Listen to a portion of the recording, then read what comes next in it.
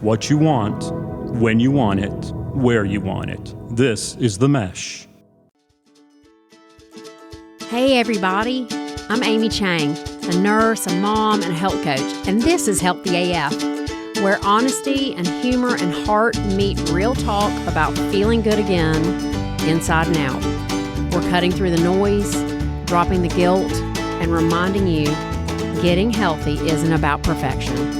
It's about choosing yourself, one loving decision at a time. Let's get into it.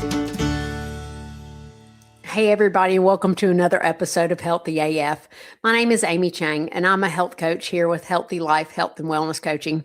I'm glad you're here. It's January, and we are talking about connections and community, how they play into our overall sense of belonging and safety and sense of self, and how all of that really adds up into sustainable, really healthy health choices.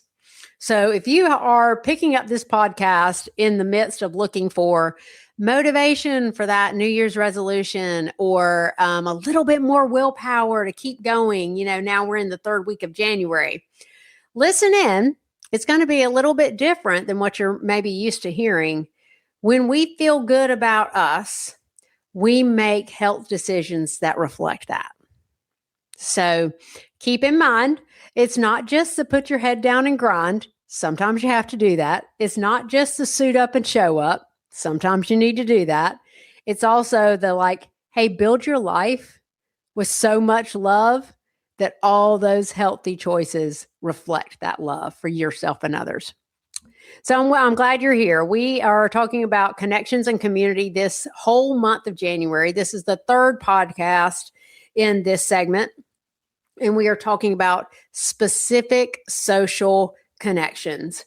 Now, we talked about first just acknowledging, simply the act of acknowledging other human beings and being acknowledged back.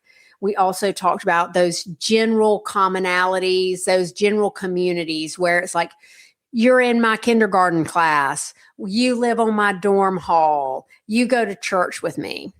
And now we're talking about what it feels like and what the benefits are when we have more specific social connections. So not the broader you're in my school, but the more specific you're in chemistry club with me.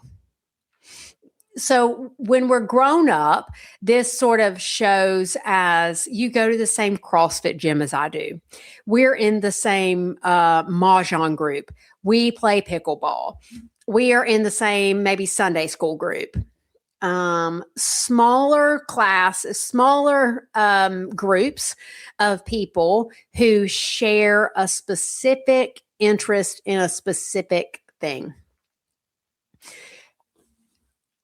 These social groups, I find, are more common as we move from the go of maybe being a parent or really high drive in that career setting up. And they come in, we've chosen these people. Let's all get together and have a monthly dinner just to reconnect. And that's a great start. Just doing something outside the things that you have to do is a great way to connect. Pretty much you kind of have to go to work and you have to go to school and you have to, maybe go to church. But this connection is a little bit different because it already gives you a little bit deeper connection because it is more specific. These connections can be very fulfilling, or they can become draining obligations, and we can outlive their usefulness. So let's talk about that a minute. When I work with people and we look at their wheel of health, which includes how's your social going? How's your sense of community? How's your sense of belonging? And they say, Well, I mean, yeah, I play pickleball 3 times a week with the same 25 people. Great. That's fabulous. I'm glad you're seeing other people.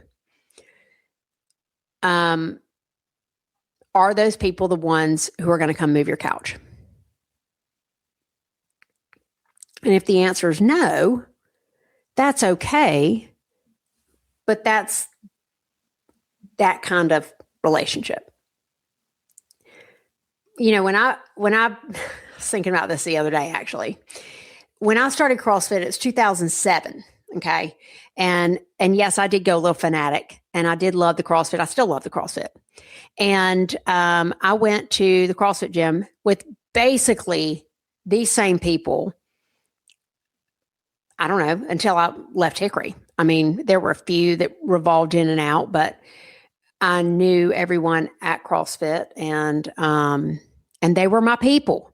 It felt very comforting for me to drop off the children at school and then go to my CrossFit gym. I knew who was going to be there. I knew what they were going to be lifting.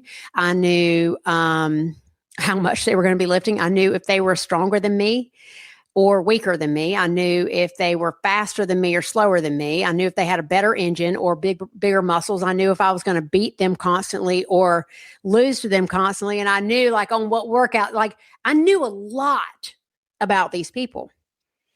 And I knew some about their life, how many kids they had, maybe about where they lived in town, where their kids went to school, what they did for a living. I knew some details about these people. Okay. And I loved them. If one had, gotten an injury and not come in the gym, we'd all be like, oh man, hope she's okay. We miss her. We might even shoot a text off like, hey, we missed you today. Hope you're feeling better. That kind of relationship. And it was a great relationship to have. I loved that community. It was a very specifically bonded community. And in 2019, which would be 12 years after I started CrossFit, my dad died. And his funeral was in Winston, which was about an hour from Hickory if you're not in North Carolina. And of the 12 years that I spent at CrossFit and of all the love and all the bonding and all the CrossFit conversations we had and all the talk about who could lift what and who could run fastest, one person came to Dad's funeral. And I wasn't disappointed. But that's the kind of relationship I'm talking about. It's a social connection to a group that has a specific reason for existing. Details are shared about lives or about the specific thing we are doing.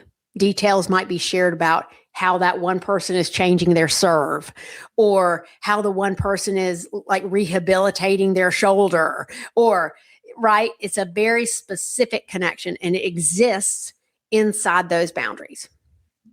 And we need those. Those feel good, right? There are hobbies, there are passions, but they may or may not come to your daddy's funeral. That is a different type of relationship. So let's talk a little bit about what we can do inside this specific community. Inside this specific community, we can have whatever conversation we want to have. Sometimes that conversation comes up naturally, and other times it doesn't.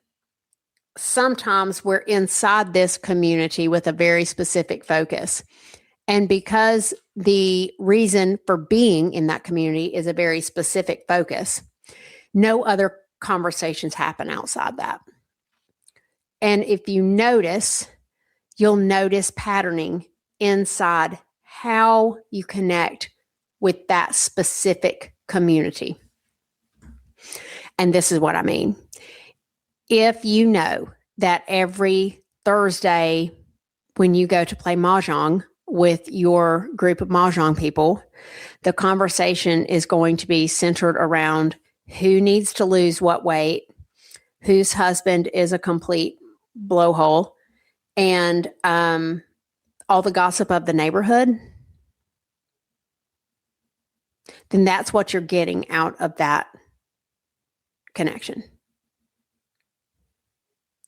If the wine is flowing, that's what you're getting out of that connection.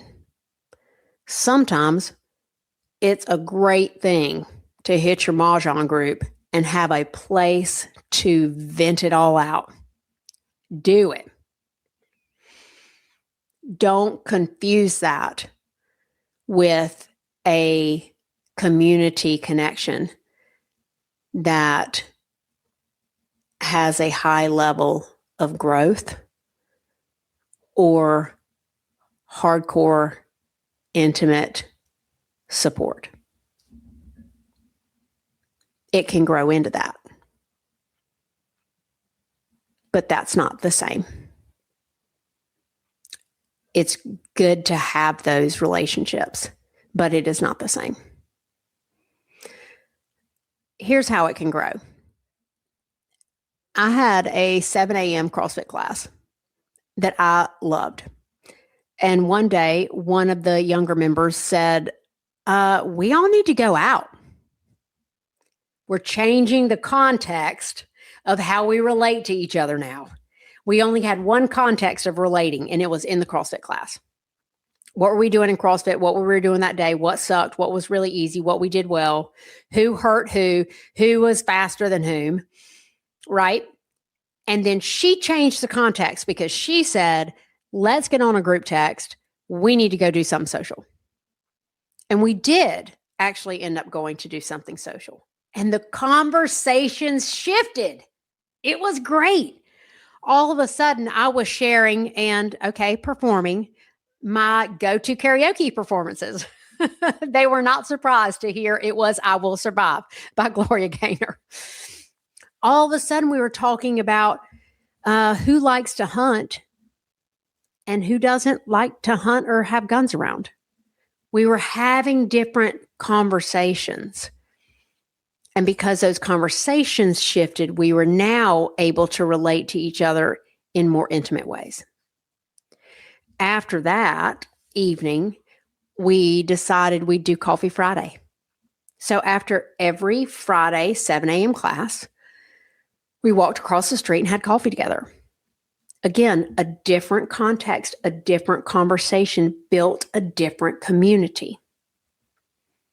Now, all of a sudden, I had people in my life that I exercised with and had a very specific social connection with them.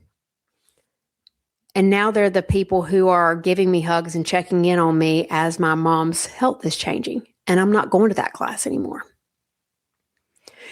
So I think sometimes I don't think it's okay to poo-poo these specific social connections that really exist in an encapsulated area. They can morph and change depending on what conversations we begin having. And I'd like to throw this one last thing about this. When we do our social specific connection and interact in that specific community, sometimes that community is that activity that we're bonded over is based in value set. When we connect on a value set level, we are more likely to lean in and expand conversations. Let me bring that to a more general example. You know, the people who are at the CrossFit are at the CrossFit because they value health. So that expands into other conversations about health, you know, whether it's mental well-being or the healthcare system or how we feel about the healthcare system or spirituality or, you know, it morphs into bigger because we have that value. If you are going to like an adult ed class with another person, you may value education or being a lifelong learner, or cultivating brain health. And then that's a whole other conversation. You're moving that sort of specific social connectivity into a different context. So these little social connections, I think, are almost like little opportunities. They can grow and flourish. They can become more just about release, a time to vent, a time to get out of the normal schedule. They can become, oh God, I got to go to Mahjong again. That same woman's going to say that same thing. I don't want to go. I've already heard it 40 times before, and be depleting. But there's a little opportunity. And without those opportunities, we don't develop more. So I wanted to bring that distinction to all of you, because it's not been always known to me that I was in a specific social connection that actually didn't have tentacles into my value set. And then I could have been really disappointed when nobody showed up to Dad's funeral. So I'm glad I knew what those relationships look like. Get your piece of paper out and start looking at those specific commonalities that you have in those communities and connected groups. It is going to maybe be, again, Mahjong, a CrossFit class, your running group, your drinking group, your parent group, your Thursday night out to dinner once a month dinner club, your golfing buddies, any of those things. And look at where those groups lie for you. Which ones need to be let go? Which ones have served their purpose? Which ones have morphed into something else? The friend that I spoke with talking about what January's content was going to be, we were actually in a specific social group together, and we started going to breakfast.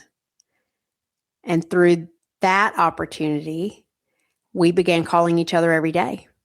And it's been 2 years. And our relationship has become for me one of my best examples of the next type of relationship we're going to talk about, intentional, intimate relationships. That's all for now. I hope y'all are doing just a fantastic job on writing down your little paper. It does make a difference. Get those things where you can see them. What kind of relationships do you have in your life? What kind of communities do you have in your life? And are they still serving you? I will see you next week on Healthy AF. Thanks for hanging out with me today on Healthy AF.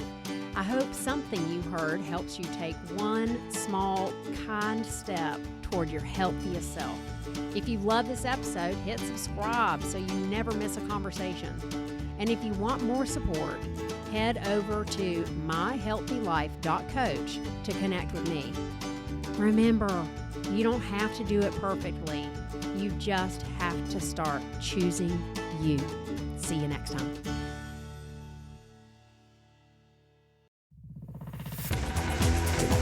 You've been listening to The Mesh, an online media network of shows and programs ranging from business to arts, sports to entertainment, music to community.